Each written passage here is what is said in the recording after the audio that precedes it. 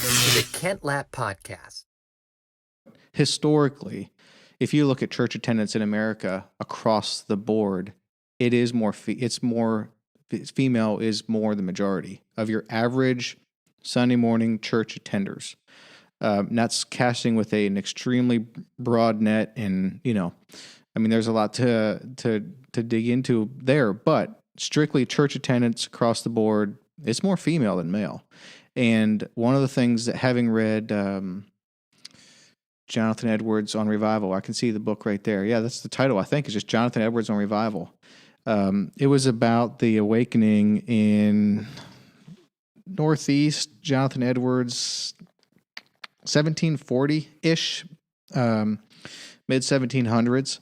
And one of the things that was the first book that I read on that revival. And one of the things that stood out to me immediately, and he talks about it in the book, is that it wasn't male driven, but young men were being converted at the same rate as young females, and in any age category.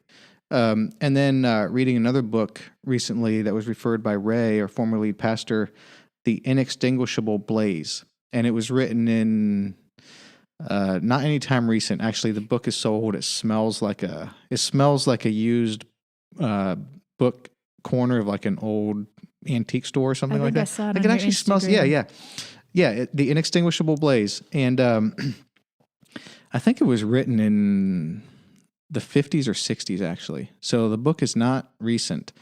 And you have to kind of get through the first chapter because it talks about some of the political history in England and things where the awakening started. But after you get through the first chapter or two, man, it really drew me in, and it really does a really great job on walking through the Great Awakening, both in America, but most of it, well, it's in America and England, but it's another thing that pops up in that book too, is when revival hits, it's male and female, so it would be great if one of the outcomes of everything that we're dealing with in our times is a revival to happen.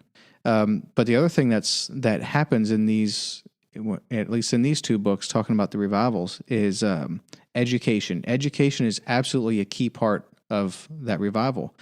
These preachers were not just going around preaching and saving souls and moving on, but